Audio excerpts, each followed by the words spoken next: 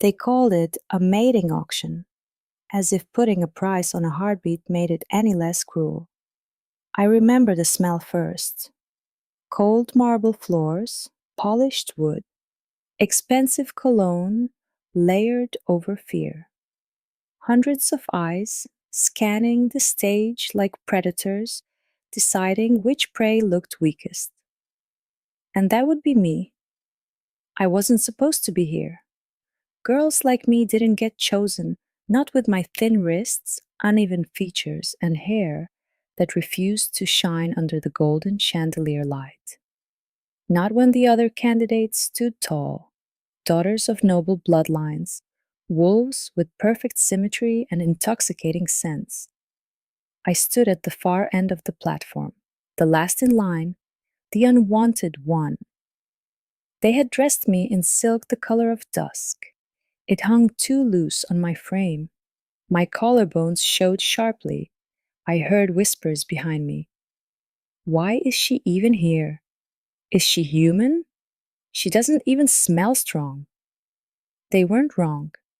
My scent was faint, almost dormant, and in a world ruled by alphas, scent was everything. Then the doors opened. You could feel him before you saw him. The air shifted. The crowd fell silent in a way that wasn't rehearsed. It was instinct. The Alpha King had arrived. Heavy boots against marble, slow, controlled, confident. I didn't look at him immediately. Looking directly at an Alpha King was considered bold or suicidal. But curiosity is a dangerous thing, so I looked. And the first thing that struck me wasn't his power, it was the scar. A thin silver line cutting through his right eyebrow. It made him look less perfect, more dangerous. His eyes swept across the stage like blades, evaluating, calculating, bored. He had refused every match for 3 years. Too loud, too ambitious, too political, too predictable. Tonight, the kingdoms demanded he choose. An heir was required. An alliance was needed. A queen had to be crowned. I knew he wouldn't pick me. I wasn't strategic. I wasn't powerful. I wasn't beautiful. I was safe, which made me invisible. One by one, the women stepped forward as their names were called. They curtsied, they spoke, they projected their sense confidently. His reaction never changed until my name echoed through the hall. A soft murmur followed it. I stepped forward, feeling every eye judge the curve of my shoulders, the plainness of my face. I kept my chin lifted, not in pride, in defiance. I wouldn't beg, I wouldn't perform. If he rejected me, it would be clean, quick. He studied me longer than he had studied the others, and for the first time that night, something flickered in his gaze. Not desire, not approval, recognition. He stood, the room inhaled sharply. He descended the steps toward the stage. Slowly, deliberately, the sound of his boots echoed inside my ribs. He stopped in front of me, close enough that I could feel his heat, close enough to smell him. Smoke, cedarwood, and something darker. His fingers lifted slightly as if to tilt my chin, but he stopped himself mid-motion. Interesting. His jaw tightened. What is your lineage? He asked. His voice wasn't loud. It didn't need to be. I swallowed. Unknown, Your Majesty? A ripple of quiet laughter spread through the audience. Unknown lineage meant weak blood, undesirable, unimportant. His eyes narrowed. And your wolf? Dormant. I didn't say it. I simply held his gaze. He leaned closer, so close that no one else could hear him. Why aren't you afraid? He murmured. because I have nothing left to lose. But I didn't say that either. Instead, I answered softly, because you're not looking at me like the others. A pause. His expression shifted, not softer, sharper, as if I had just said something dangerous. He stepped back, turned to the council, and then he did something no one expected. I choose her. The hall erupted. Gasps, protests, outrage. She's unsuitable. She's weak. She has no bloodline. But he didn't look at them. He looked at me, and for a second, just one, I saw something in his eyes that made my skin tighten. Not pity, not attraction, strategy. The guards approached to place the silver bond cuff around my wrist. My heart started pounding then, not from joy, from the realization that I hadn't been chosen by accident. As the metal clicked shut, he leaned close again. You should be terrified, he whispered. A chill crawled down my spine. Why? I asked. His lips curved slightly. Because I don't make mistakes. And in that moment I understood. He hadn't picked an ugly duckling. He had found something hidden. And whatever he thought I was, he was wrong. The palace did not welcome me. It assessed me.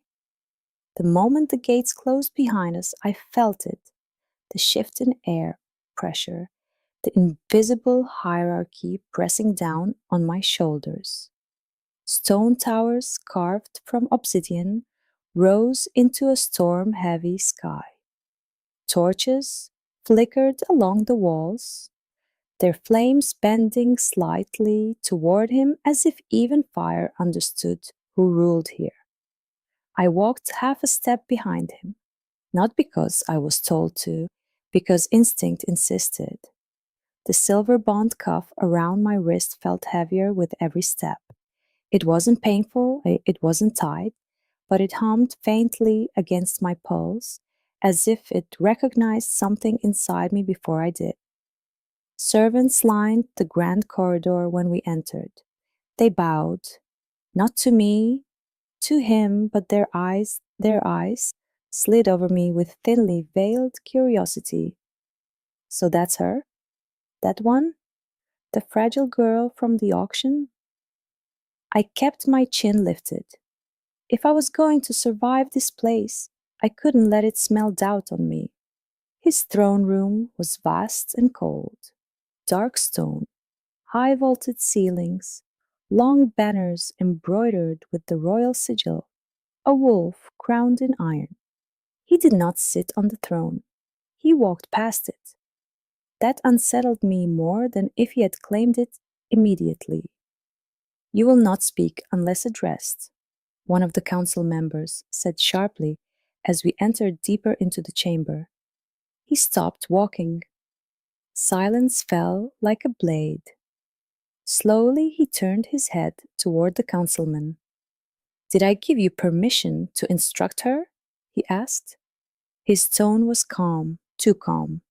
The councilman swallowed. No, your majesty. Then do not correct what belongs to me. Belongs to me, the words should have angered me. Instead, they stirred something far more dangerous. Heat, not desire, awareness. He resumed walking, and I followed. We passed through arched corridors, lit by moonlight, spilling through stained glass windows. Wolves were carved into every surface, watching, guarding. Finally, we reached a set of double doors carved with intricate silver inlays. This will be your chamber, he said. Not our, your. A subtle boundary. The doors opened. The room was enormous. Velvet drapes, a fireplace already burning, a bed far too large for one person. It didn't feel like a prison. It felt like containment. The attendants withdrew, leaving us alone. The doors shut with a quiet, final click. The silence between us thickened. He didn't look at me at first. He removed his gloves slowly, setting them aside with deliberate care. You didn't ask why, he said. Why what? Why I chose you? I met his gaze. Does it matter? A flicker of something dark crossed his expression. It matters to you. No, I replied quietly. It matters to you. The faintest hint of a smile touched his mouth. He stepped closer, not threatening, not gentle, measured. You stood on that stage like you were waiting, he said. For what? For me. My pulse stumbled. That's arrogance, I said. That's observation. He circled me slowly, like a strategist examining an unpredictable weapon. Your scent, he continued, voice low. It's wrong? I stiffened. Wrong, not weak, wrong. It's faint, I said. No. He stopped in front of me again. It's suppressed. My breath caught. That's not possible. His eyes darkened. It is if someone bound it. A memory flickered. Cold hands. Ancient symbols. A ritual I was told would protect me. I had been 12. I forced the memory down. You're mistaken, I said. He studied me for a long moment. You're lying. I stepped back before I could stop myself. His gaze sharpened instantly. There it is. He noticed everything. Who are you? He asked. The question wasn't casual, it was strategic. I told you my lineage is unknown. Unknown, he repeated slowly. Or erased? My throat tightened. He moved closer again, invading the fragile distance between us. 3 border packs were destroyed 18 years ago, he said softly. No survivors recorded. I felt the room tilt. Why are you telling me this? Because, he said, voice lowering further, you were found near one of them. The world went quiet. You investigated me. I investigate everything that threatens my kingdom. And I threaten you, I whispered. His jaw flexed. Yes. The answer hit harder than I expected. Not because it insulted me, because it didn't. It acknowledged me. You think I'm some hidden weapon? I asked. I think, he replied evenly, that you were hidden for a reason. My chest rose and fell too quickly. You could be wrong. He reached up slowly. This time he did not stop himself. His fingers tilted my chin gently, forcing me to hold his gaze. The contact sent something electric down my spine. You didn't flinch, he murmured. I don't scare easily. That's not bravery, he said. That's conditioning. His thumb brushed lightly beneath my jawline, barely touching skin. And then, pain, sharp, sudden, the silver cuff around my wrist burned. I gasped, instinctively grabbing it. His hand snapped down, gripping my wrist. Look at it, he ordered. The metal was glowing faintly. Not red, silver blue, pulsing, in rhythm with my heartbeat. That shouldn't happen, he said under his breath. What is it doing? I asked, panic slipping through my voice. It's reacting. To what? To you. The burning intensified for a split second and then stopped. Silence swallowed the room again. His grip loosened, but he didn't let go entirely. His eyes searched mine, not as a king, as a man trying to solve a puzzle. You feel it, don't you? He asked quietly. Yes. What? Like something is waking up. The words hung between us, dangerous. He released my wrist slowly. Good, he said. Good? You don't seem surprised, I accused. I was hoping. For what? That you're not fragile. I let out a humorless breath. You chose me because you hoped I wasn't weak. I chose you, he corrected softly, because weakness can be manufactured. My stomach tightened. But power? He continued, eyes never leaving mine. Power leaves scars. His gaze drifted briefly to the faint mark near my collarbone, the one I always kept hidden. I stepped back. Don't? Don't what? Look at me like that. Like what? Like you already know what I am. His expression shifted then. Not dominance, not calculation, something more complicated. I don't know what you are, he admitted. And that, he added quietly, is the most dangerous thing in this kingdom. A knock interrupted us. 3 sharp raps against the door. He didn't look away from me. Enter! The door opened. One of his captains stepped inside, face tense. Your Majesty, he said, bowing quickly, there has been movement near the eastern border. What kind of movement? The king asked calmly. Scouts, not ours. The air changed again, cold, strategic. From which territory? The captain hesitated. From the territory that was destroyed 18 years ago. My blood turned to ice. The king's eyes locked onto mine slowly, and for the first time since the auction, he looked uncertain. Impossible, he murmured. The captain swallowed. They carry an old sigil, sire, one we believed extinct. The room felt too small, too tight. What sigil? I forced myself to ask. The captain looked at me briefly before answering. A crescent moon marked by a fractured crown. My knees nearly gave out.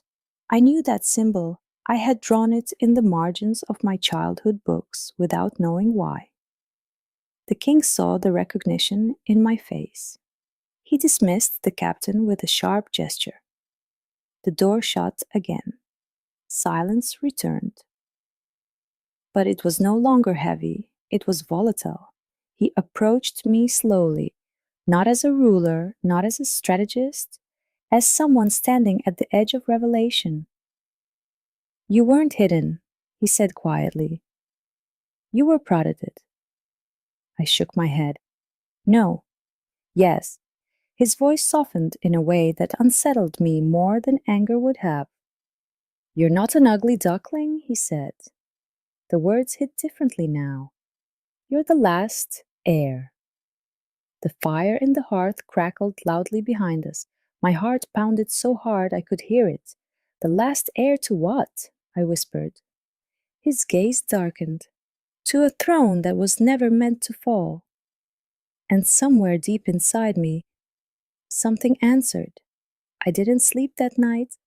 Not because the bed was unfamiliar, not because the palace walls felt like they were watching me, but because something inside my chest refused to be still. He had left after saying those words. Not dramatically, not with a threat, just a quiet, calculating look, as if he had just moved a piece on a board no one else knew existed. The last heir, to a throne that was never meant to fall. The fire had burned low by the time I finally stood from the edge of the bed. The silver cuff around my wrist was cool again, but I could still feel where it had pulsed earlier, like an echo under my skin. I crossed the chamber and pushed open the balcony doors.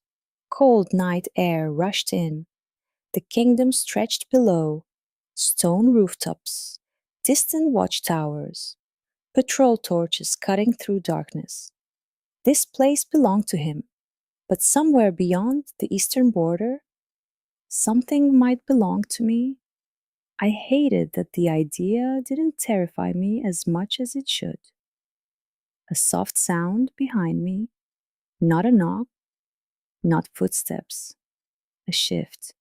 I turned quickly. He stood in the doorway. No guards, no announcement, just him. You move quietly for someone who commands an army, I said. I move quietly when I don't want to be heard. The moonlight cut across his face, sharpening the scar over his brow. Is that why you're here? I asked. To avoid being heard? He stepped into the room, closing the doors behind him without breaking eye contact. I'm here, he said, because the council will try to test you by morning. Test me how? To see if you break. I crossed my arms instinctively. And will I?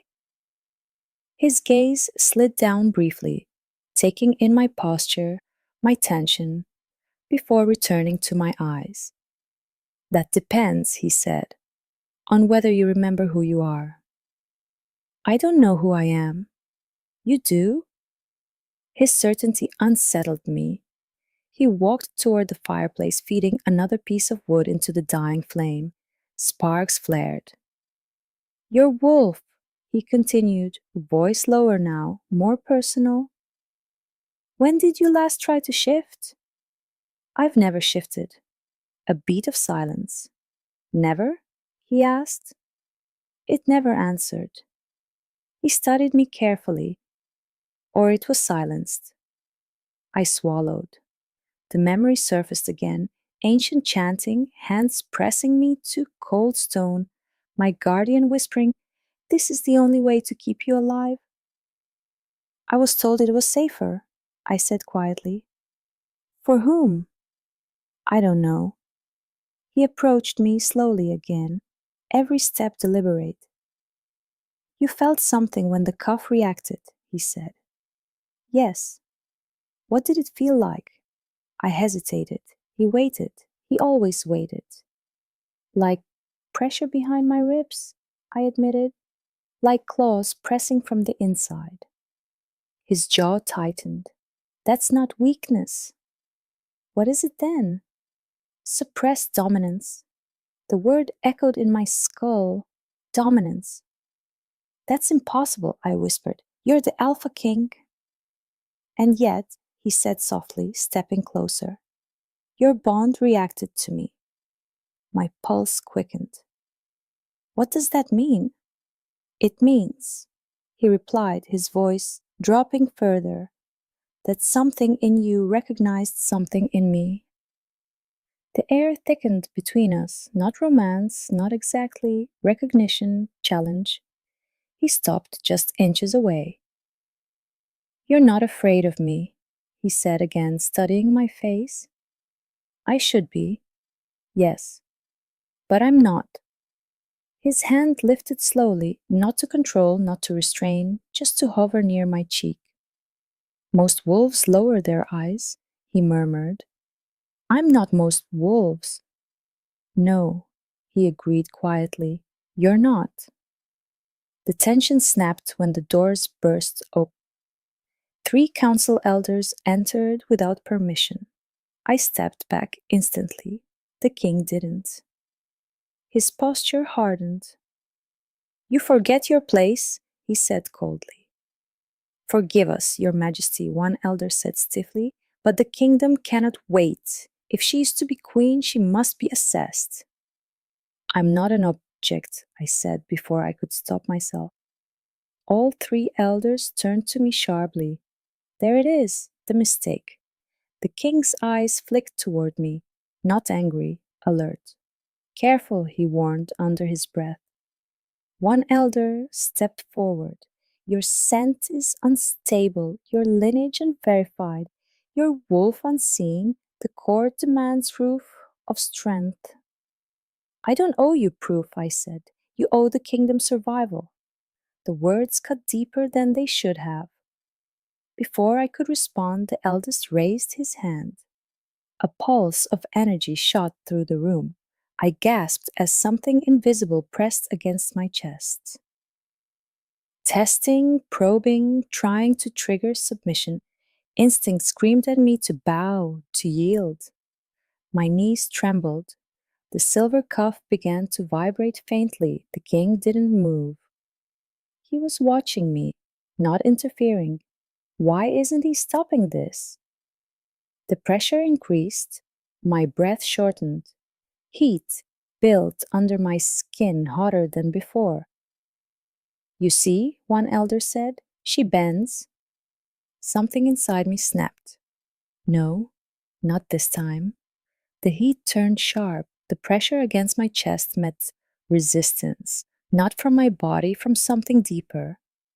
A sound escaped me, low, unfamiliar, not a scream, a growl. The elders froze. The invisible force shattered like glass. A shockwave rippled outward. Candles extinguished instantly. The windows rattled violently, and the silver cuff, it cracked. A thin fracture splitting down the center. Silence. Absolute silence. The elders stared at me in disbelief. The king's expression didn't show shock. It showed confirmation. Told you? You will leave, he said calmly to the council. But now. The authority in his voice left no room for argument. They withdrew stiffly. The doors shut again. My legs gave out. Before I hit the floor, his arms caught me. Strong, steady, warm, my breathing was uneven. What did I just do? I whispered. You resisted. I didn't mean to. That's the point. His grip tightened slightly, not possessive, protective. The fracture in the cuff glowed faintly. You broke a royal bond seal, he said quietly. Do you understand what that means? No. It means you're not meant to be bound. The words felt like thunder under my skin. He helped me sit on the edge of the bed. For the first time, his composure cracked slightly. You weren't hidden because you were weak, he said. You were hidden because if the wrong alpha sensed you, his jaw tightened. They would try to control you. Like the elders just did? Yes. I looked at him carefully. And you? A long pause. I don't want to control you. Then why choose me? His eyes darkened, not with anger, with honesty. Because if you are who I think you are, he said, voice low and steady, then you are the only one who can stand beside me without kneeling. The words struck somewhere deep, not as flattery, as truth. The air shifted again, subtle, electric. The fracture in the cuff widened slightly. A faint pulse of light spread from it to his wrist, where his matching bond mark lay hidden beneath his sleeve. He looked down at it, then back at me. This bond, he said slowly, was meant to tie you to my authority. And now? Now it's reacting differently. How? He met my gaze. It's trying to equalize. My breath caught. Equalize. That word was more dangerous than air. Outside, a horn sounded from one of the watchtowers. Sharp, urgent, urgent. He stood instantly, instincts taking over. Another horn followed, closer. What is that? I asked. Not scouts, he said, already moving toward the door. An advance. From the eastern border? Yes. My chest tightened. This is because of me. No, he corrected sharply. This is because someone knows you're here. The doors opened. Guards rushed down the corridor. He turned back to me briefly. Lock the doors. I'm not hiding. His eyes flared slightly, not anger, something fiercer. You are not trained yet. Then don't leave me behind. A dangerous silence settled between us. He looked at me differently then, not as fragile, not as a puzzle, as a risk. You don't understand what you are, he said. Then show me. Another horn blast, louder, closer. The palace trembled faintly. He stepped toward me again. For a second, I thought he would argue. Instead, he reached for my fractured cuff. His fingers brushed the crack. It flared. The energy surged up my arm, across my chest, and into him. We both inhaled sharply. The connection snapped into something deeper, stronger. Not dominance, not submission. A link. His voice dropped to almost a whisper. If you step onto that battlefield with me, he said, there is no turning back. I held his gaze. I was never meant to stay hidden. For the first time, he smiled, not softly, not warmly, but like a king who had just found his missing weapon. Then stay close to me, he said. The palace gates thundered in the distance, and somewhere beyond the walls, a banner bearing a crescent moon and fractured crown rose into the night. The gates did not break. They exploded. The first impact shook the palace from foundation to tower. Dust rained from the vaulted ceilings as guards rushed past us in controlled chaos. Steel rang. Orders were shouted. The air filled with the metallic scent of fear and adrenaline. And beneath it, something older, something that felt like it recognized me. He didn't hesitate.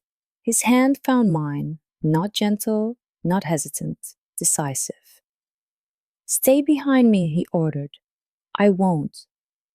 His jaw tightened, but he didn't argue this time. We moved through the corridors at a pace that would have left me breathless days ago. Now my lungs burned, but not from weakness, from awakening. The fractured cuff pulsed faintly against my skin, each beat synchronized with the thunder outside. When we reached the outer courtyard, the night was no longer quiet. Flames licked the edges of the eastern wall. Arrows streaked across the sky like falling stars.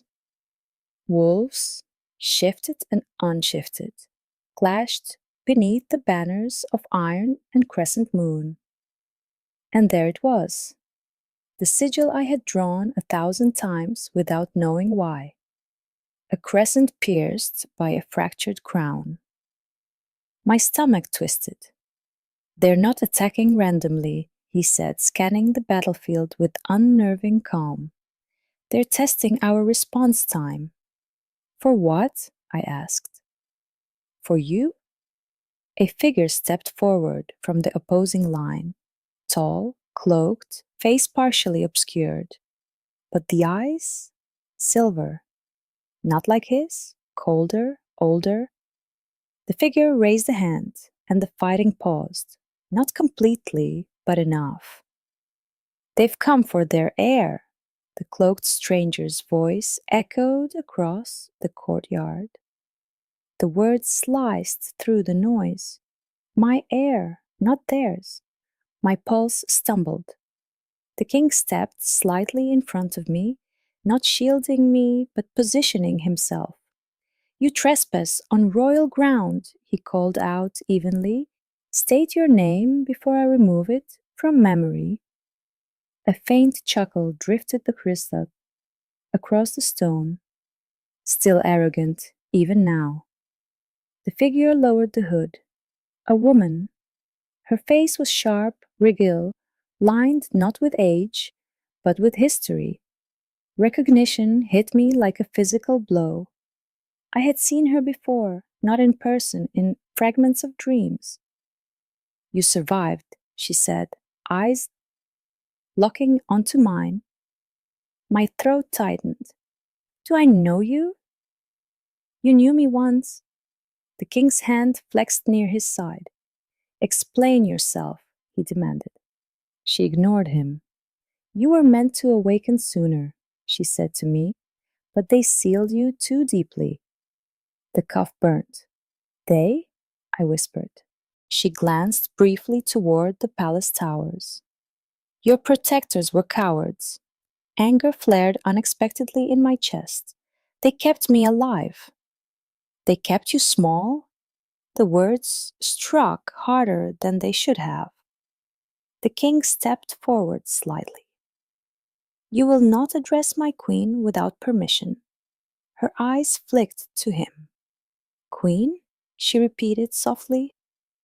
You bound her already? Careful, he warned. She studied the fractured cuff, then smiled faintly. You didn't bind her, she said. You triggered her. The silence that followed felt dangerous. What do you want? He asked. She didn't look at him. She looked at me. You. The battlefield seemed to inhale collectively. You belong to us, she continued. Your bloodline did not fall.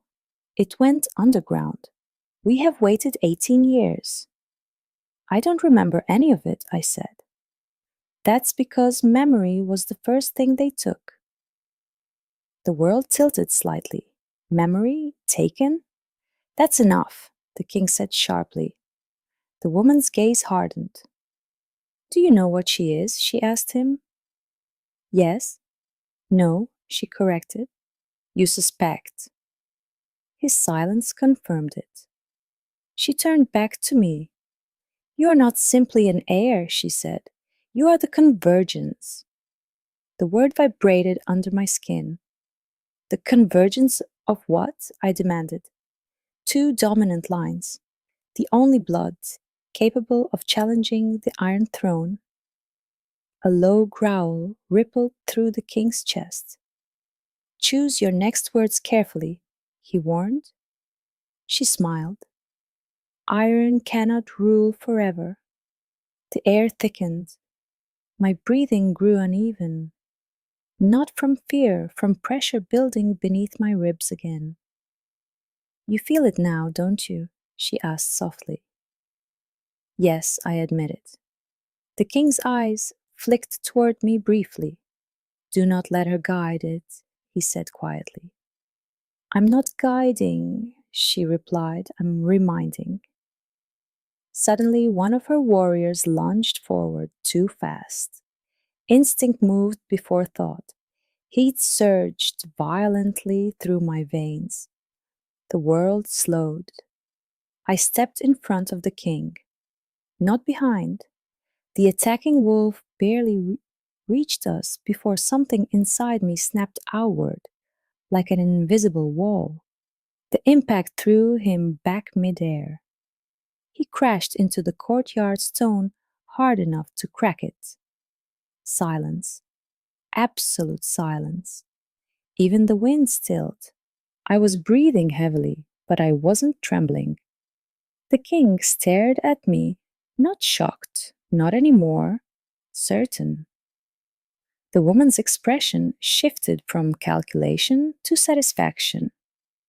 There, she said softly, that is what they feared. I looked down at my hands. They weren't glowing, they weren't shifting, but the air around them felt charged. What did I just do? I asked. You asserted, the woman replied.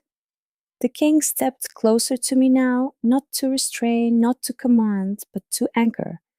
Look at me, he said quietly. I did. Stay here, he instructed, with me. The pressure inside me steadied slightly. The woman noticed. Ah, she murmured, so that's why you chose her. The king didn't answer, but I understood. He wasn't afraid of my power. He was balancing it. You think standing beside him makes you equal? She asked me. No, I said softly. She tilted her head. It makes us dangerous. For the first time, she stopped smiling. You cannot remain neutral, she warned. Your blood will force a choice. I already chose, the king said. Her gaze snapped to him. You don't own her choice. No, he agreed evenly. I don't. The admission surprised both of us. I looked at him, really looked at him. He wasn't trying to control me, he was standing beside me. That realization shifted something far deeper than the awakening power. The woman's voice grew colder. "Then hear this," she said. "The underground packs will not wait. If she stays here, this kingdom becomes the battlefield." "And if I go with you?" I asked. The courtyard seemed to lean in. "Then you reclaim what was taken?" "And become what?" I demanded. Her eyes softened slightly. "Unstoppable." The word tempted something dark inside me. Power without restraint, identity without confusion. But I glanced at the king, at the scar across his brow, at the way he never once tried to cage what he didn't fully understand. "What happens if I refuse both of you?" I asked. Neither answered immediately. "Interesting." The woman finally spoke. "Then the war will decide." Behind her, more warriors stepped into formation. Behind us, the king's forces tightened ranks. The balance was breaking. The king leaned closer to me, voice low enough that only I could hear. "If you walk toward her tonight, I will not stop you." My chest tightened. "But if you stay," he continued, "I will fight beside you." Not for me. Beside me? Choice, real choice. The power under my skin surged again, but this time it didn't feel wild. It felt aligned. The fractured cuff flared brightly, and then it shattered completely. The metal fell to the stone between us. The sound echoed. A bond meant for control broken. The woman's eyes widened slightly. The king didn't look surprised. He looked relieved. Energy rippled outward from me in a visible wave, this time strong enough to push both sides back a step. Not attack. Declaration. I stepped forward, not toward her, not away from him, into the space between. "I'm not your hidden heir," I said, voice steady despite the storm in my veins. "And I am not anyone's weapon." The battlefield held its breath. "I will not be claimed," I continued. "I will not be summoned." The woman's expression hardened. "You cannot rewrite blood." "Watch me." The king's presence at my back was solid, unyielding, equal. The power inside me steadied fully for the first time. Not explosive, controlled. The woman studied me one last time. Then slowly, deliberately, she bowed her head, not deeply, but enough. "This is not over," she said quietly. "I know," I replied. She turned, signaling retreat. The crescent banners lowered gradually as her forces withdrew into the darkness beyond the eastern border. Silence returned to the courtyard. But it was no longer fragile. It was charged. The king stepped closer to me once the last of them disappeared. "You just prevented a war?" he said. "For now." "Yes." I looked down at the shattered silver cuff. "It's gone." "It was never meant to hold you," he replied. The distance between us felt different now. Not tension, not uncertainty, recognition. "You knew," I said quietly. "Yes." "That I'd break it?" "I hoped." I exhaled slowly. "And if I hadn't?" His gaze softened in a way I hadn't seen before. "Then I would have broken it for you." The honesty in that answer shook something in me more than the battle had. The eastern horizon was beginning to lighten faintly with approaching dawn, but I knew this was only the beginning, because somewhere beyond those trees, the underground packs were reorganizing, and now they knew I had chosen neither side, and that made me more dangerous than if I had chosen one. Behind me, he said quietly, "They will come again." I didn't look away from the border. "Next time," I replied, "I won't just push them back." The wind shifted, and far in the distance, a second horn sounded. Not from the eastern forest, from the northern mountains, a direction neither of us had been watching. Dawn never felt so deceptive. The sky softened into pale gold as if nothing had happened. No shattered stone, no fractured bonds, no declaration that rewrote the balance of power. But the northern horn still echoed in my mind. It hadn't been a warning. It had been a signal. He stood beside me on the eastern wall long after the courtyard had cleared. The guards were rebuilding barricades. Messengers moved like shadows through corridors below us. "You're thinking too loudly," he said quietly. I glanced at him. "Is that possible? With you?" His eyes lingered on me briefly. "Yes." I exhaled slowly. "The North isn't aligned with the underground packs." "No," he agreed. "They never were." "Then why signal now?" His jaw tightened. "Because power shifting invites opportunists." The word settled heavily in my chest. "So now I'm a political earthquake. You were the moment the cuff shattered." Silence stretched between us. It wasn't uncomfortable. It was aware. Below, a captain approached and bowed sharply. "Your Majesty, the Northern envoy waits at the gates." "So soon?" I murmured. "They were likely already close," he repeated. Of course they were, waiting, watching. He turned to the captain. "Escort them to the war chamber." The captain hesitated briefly before adding, "They requested to see her as well." My stomach tightened. He didn't answer immediately. Instead, he looked at me, not commanding, assessing. "Your choice," he said. The fact that he kept doing that, offering choice, was beginning to unsettle me more than control would have. "I'll come," I said. The war chamber felt colder than the courtyard had. Circular, stone walls carved with old battle victories. A long obsidian table at its center. 3 figures waited there. The northern envoy was not what I expected. No heavy armor, no aggressive posture. The woman at the center wore deep blue, her silver hair braided intricately down her back. Her gaze was calm, analytical, and when she looked at me, there was no hostility, only calculation.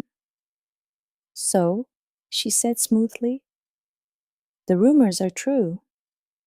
"I dislike being discussed as rumor," I replied. Her lips curved faintly. "Then perhaps you should introduce yourself properly." The king stepped forward slightly. "She is under my protection." "I don't need protection," I said quietly. The envoy's eyes sharpened at that. "Interesting." "She speaks without hesitation," the envoy observed. "She speaks because she can," he replied evenly. The envoy turned her full attention back to me. "You broke an iron bond," she said. "Yes." "You defied the underground air claim." "Yes." "And you did not pledge yourself to the Iron Throne." The room stilled slightly at that phrasing. I held her gaze. "No." A faint hum of approval vibrated in her expression. "Good." The word surprised both of us. "You approve?" the king asked coolly. "I value balance," she replied. "An unchecked Iron Throne becomes tyranny. An unchecked underground rebellion becomes chaos."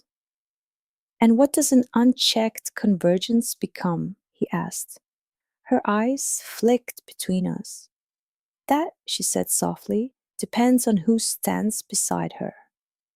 The air tightened slightly. She stepped closer to the table, placing a rolled map upon it. The North has no interest in kneeling, she continued, but we also have no interest in war.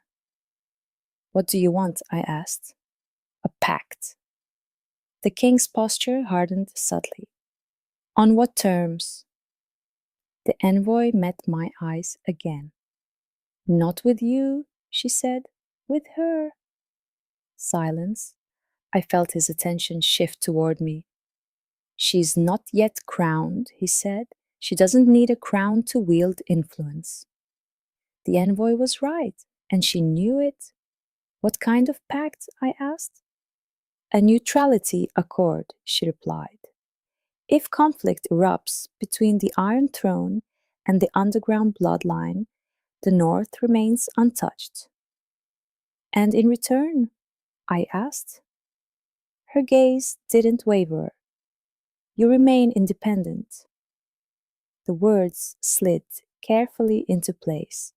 Not queen, not heir, independent. You want me separate from him, I said. I want balance preserved. The king's voice dropped slightly. You presume too much.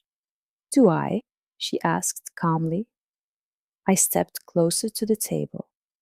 If I sign this neutrality pact, I said slowly, you're ensuring that if war breaks out, I stand alone. Or, she countered, you stand above it. Clever, very clever. I could feel the tension rising in him, not anger at me, at the manipulation. You assume she needs distance from me to maintain strength, he said. The envoy studied him carefully. I assume proximity to power reshapes it. Her gaze returned to me. Tell me, she said softly, when you stood in the courtyard last night, did you feel stronger alone? Or stronger because he stood behind you? The question pierced deeper than I expected. I remembered the moment clearly. The surge, the control, the alignment, not alone, not owned, aligned. I didn't stand behind him, I said. No, she agreed. You stood between. Silence fell heavy again. The envoy's tone softened slightly. You are becoming something unprecedented.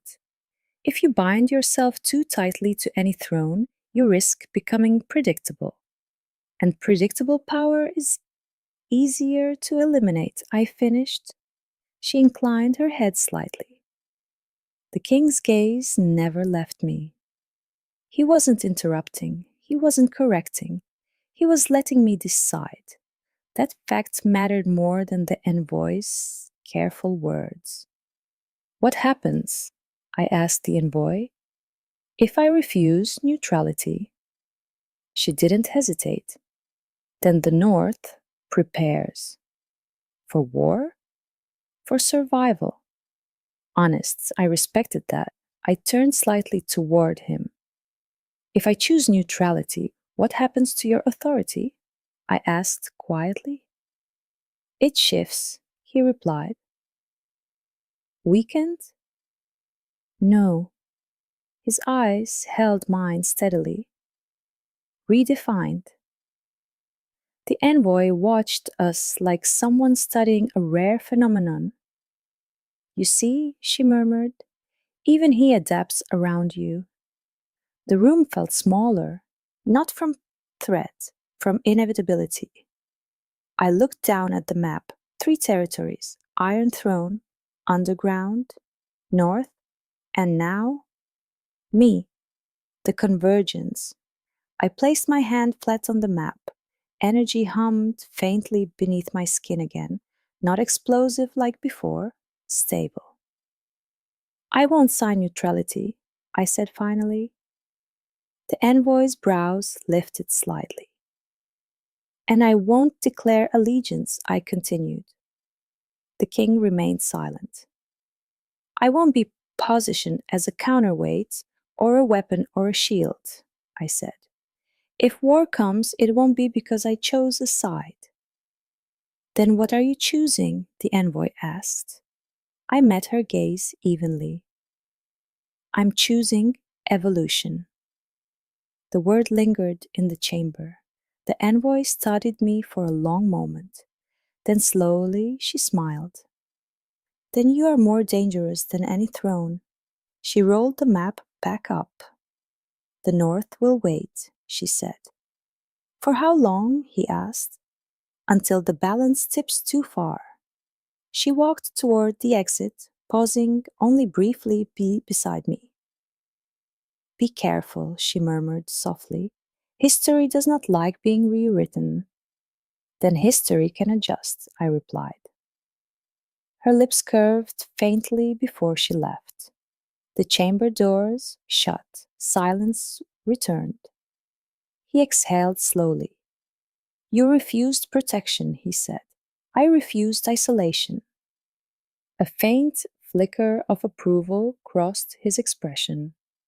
You realize this ensures conflict, he added. It ensures honesty. He stepped closer now. No audience, no counsel, just us. You didn't step away from me, he said quietly. No. Why? I held his gaze. Because I don't feel smaller beside you. Something shifted in his expression then. Not dominance, not strategy, something dangerously close to vulnerability. You could have, he said softly, taken independence and left the throne destabilized. I know, and yet, I don't want your throne. A faint smile ghosted his mouth. What do you want? The question felt heavier than any political choice.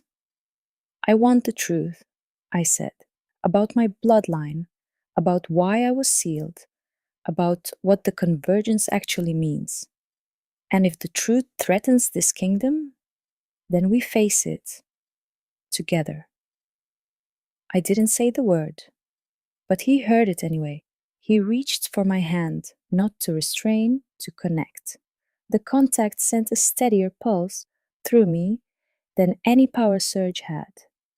Then we start with the archives, he said. The sealed ones? Yes. I tilted my head slightly.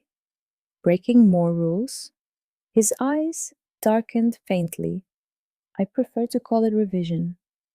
Outside the chamber, footsteps hurried down the corridor. A guard burst in without knocking.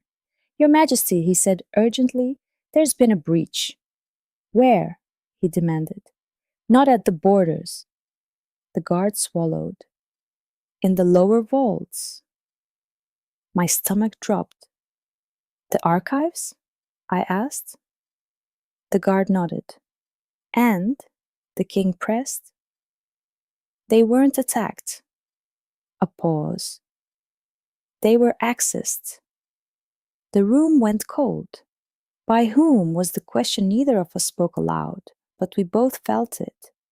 Because only three forces knew the archives held anything valuable. Iron, underground, north, unless there was a fourth. And as the realization settled between us, I felt the power under my skin stir again, not in defense, in recognition. Someone else was moving pieces on the board. And for the first time, it wasn't one of us. The lower vaults were never meant to be found by accident. They were carved beneath the oldest foundation of the palace, older than the Iron Throne, older than the banners, older even than the name of this kingdom. We descended in silence, not because there was nothing to say, but because we both felt it. The shift, the same one I had felt the night of the auction, the same one I had felt when the cuff shattered. Recognition. The guards waited at the threshold of the archive corridor. None of them would meet my eyes. They didn't force the lock, one captain said quietly. It opened. For whom? The king asked. The captain swallowed. We don't know. The heavy iron doors stood ajar, not broken, welcoming. I stepped forward before he could stop me. The air inside was colder than stone should allow. Rows of ancient shelves curved along the circular chamber walls. Scrolls, leather-bound volumes, sealed cases, marked with sigils I didn't consciously recognize. But my body did. I moved deeper inside. Every step felt guided. Stay close, he murmured. I didn't answer because I was no longer entirely here. There. Second row, third shelf, left side. My hand lifted before I thought about it, fingers brushing across dusty spines until they stopped on a narrow black volume marked only with a crescent carved faintly into its cover. My breath caught. That section is sealed, one guard whispered. It wasn't. Not to me. I pulled it free. The moment I touched it fully, the chamber lights flickered. Energy rippled outward in a low hum. The king's hand found my shoulder instantly. Careful! I opened the book. The first page wasn't text, it was a drawing. A bloodline tree, two dominant lines branching separately. Iron, moon, and at the bottom, interwoven, converged. My pulse thundered in my ears. It's not just heritage, I whispered. He stepped closer, reading over my shoulder. It's design, he said. The next pages describe rituals, sealing rites, suppression techniques, emergency measures. Then, a name? My name? Not the one I was given, the one I was born with. The room tilted slightly. They erased it, I said. They tried, he corrected. The final page was different, not written in the same ink, newer, added later. A warning. When convergence awakens fully, no throne will hold. Balance must be chosen, or the dominant line collapses. Dominant line collapses. My fingers tightened on the page. What does that mean? I asked. He didn't answer immediately. It means, he said slowly, that if your power completes, one bloodline will lose its supremacy. Iron? I asked. Or moon?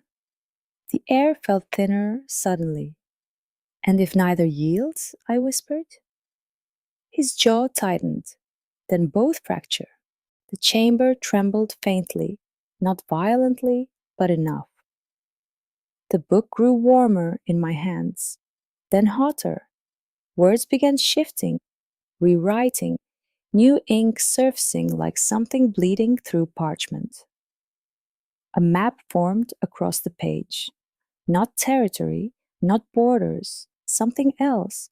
A symbol at the center, beneath the palace, deeper than the vaults. That wasn't there before, one guard muttered. No, it wasn't. My chest tightened. It's calling, I said. He looked at me sharply.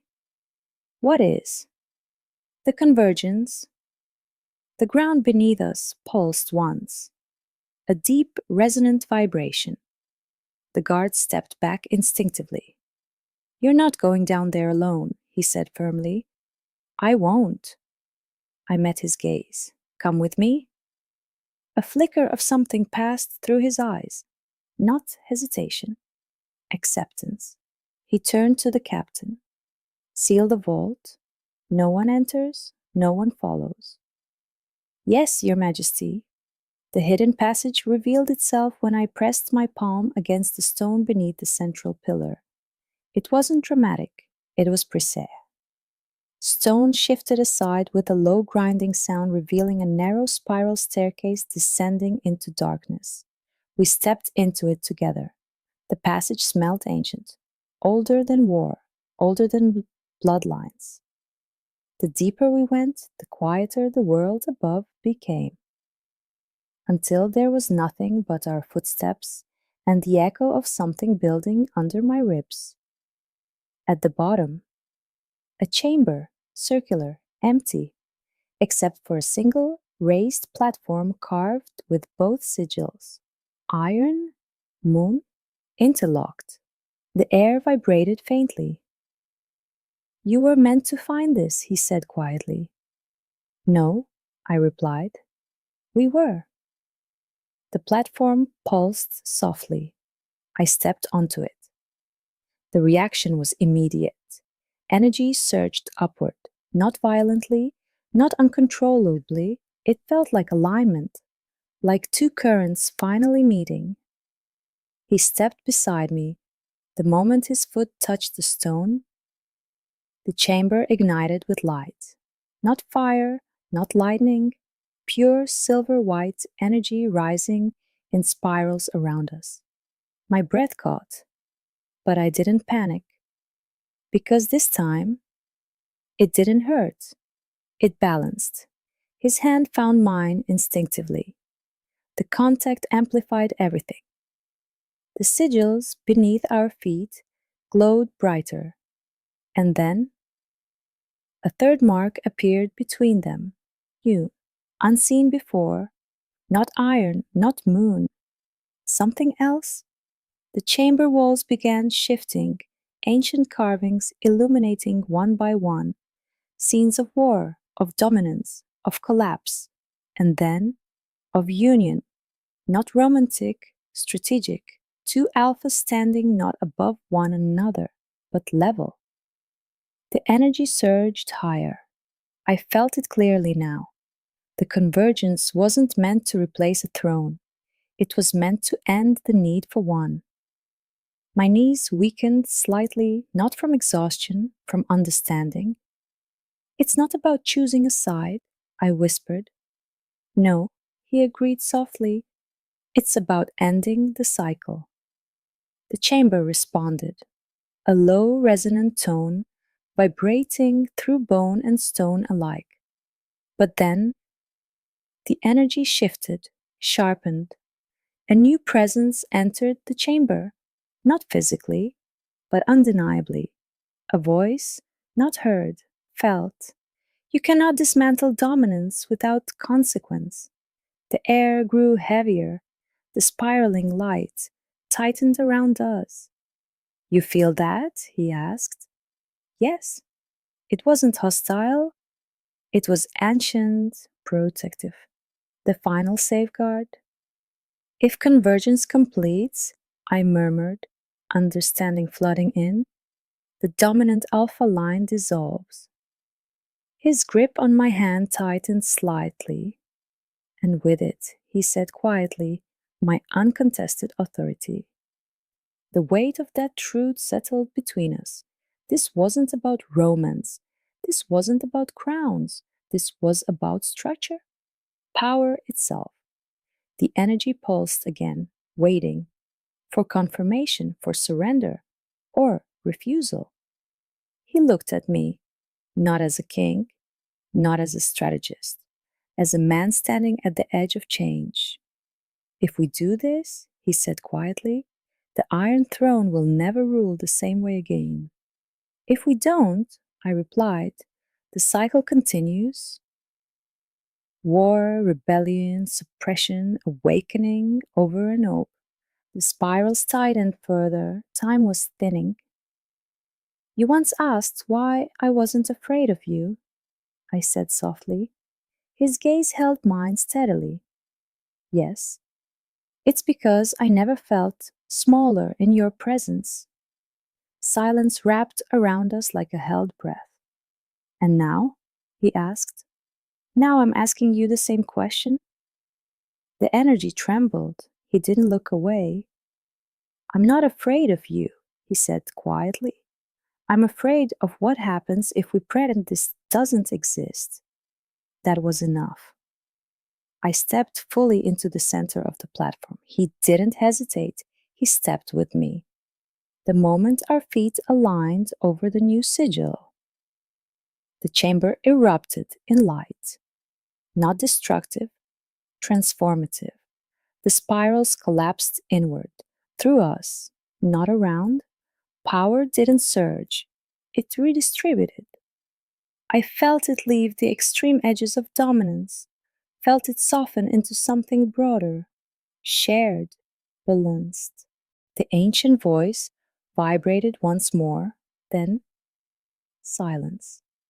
The light faded, the chamber stilled, the sigils dimmed, but the third mark remained, permanent. He exhaled slowly. What changed? He asked quietly. I searched inward. The overwhelming pressure I had felt since the auction, gone, not suppressed, integrated. And him, his presence felt different too, still powerful, still commanding, but not absolute. Balance, I said softly. Above us, faint tremors echoed through the palace. Not collapse, shift. When we returned to the surface, the difference was immediate. Guards stood straighter, but not rigid. The air no longer carried that undercurrent of silent submission. It felt lighter. The council rushed toward us. Your Majesty, one began. He raised a hand, not to silence, to pause. Their posture adjusted, but not instinctively, consciously. They were choosing. The northern envoy stood at the end of the hall, eyes sharp. She felt it too. The underground sigil no longer pulsed faintly in the distance. Something had shifted everywhere. What have you done? She asked quietly. I answered before he could. We ended the imbalance. Her gaze moved between us. Then there will be no single Alpha King, she said slowly. He met her eyes evenly. No, he agreed. There will be something else. The word hung in the hall. Not monarchy, not rebellion, evolution. I looked at him, he looked at me. No crown had fallen, but its weight had changed. And for the first time since the auction, I understood why he had chosen me. Not because I was hidden power, not because I was fragile, but because somewhere, instinctively, he had been waiting for the one force that would not kneel to him. And I had been waiting for the one Alpha who would not try to make me. Outside, the eastern and northern winds crossed over the palace towers, not colliding, blending, and deep beneath the stone, the third sigil glowed faintly, not as a threat, not as a weapon, but as a promise. The era of dominance had ended, and whatever came next would be chosen together.